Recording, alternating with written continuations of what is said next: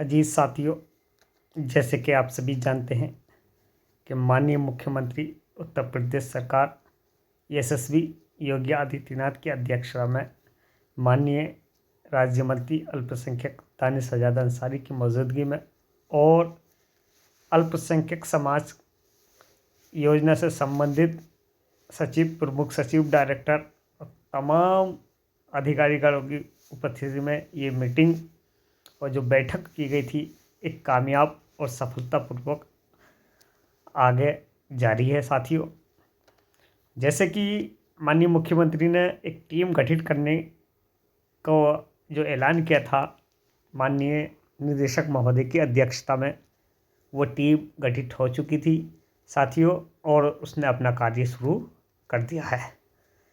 साथियों, तमाम टीचर्स के फ़ोन आए और वो ये जानकारी लेना चाह रहे थे कि मदरसा आधुनिकीकरण योजना में जो पूर्व में कार्यरत 22,000 टीचर्स हैं उनको क्या इसमें वरीयता मिलेगी या नए टीचर की नियुक्ति होगी।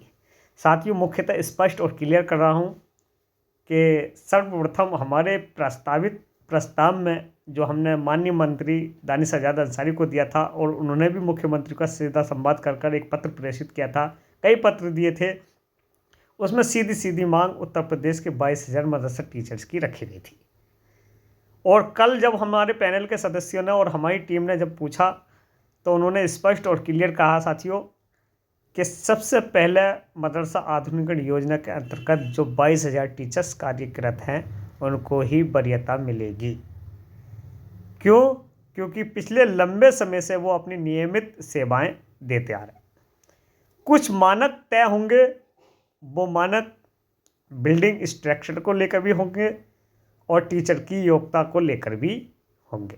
टीचर की वर्तमान क्वालिफिकेशन जिसमें BA, MA, MA BEd, BA BEd teachers नियुक्त हैं, उसमें कुछ चेंजिंग होने के आसार हैं।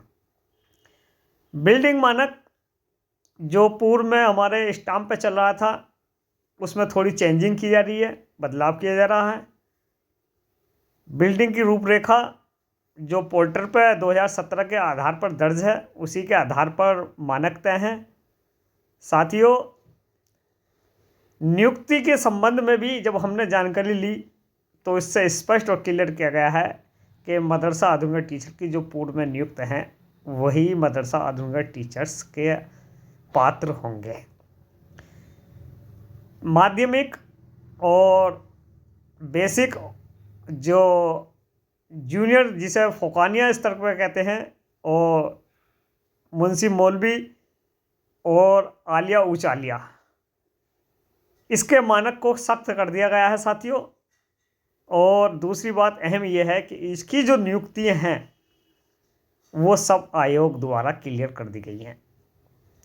टीम ने पहला प्रस्ताव में ये क्लियर कर दिया है कि इनकी सारी नियुक्तियां एक आयोग द्वारा गठित टीम द्वारा की जाएंगी और जो कैंपस अपना चला रहे थे बिल्डिंग, एक ही मदरसे में जो कामिल फाजिल की डिग्री चलाए थे सुप्रीम कोर्ट के आदेश पर, वो चीज़ें समाप्त कर दी गई हैं।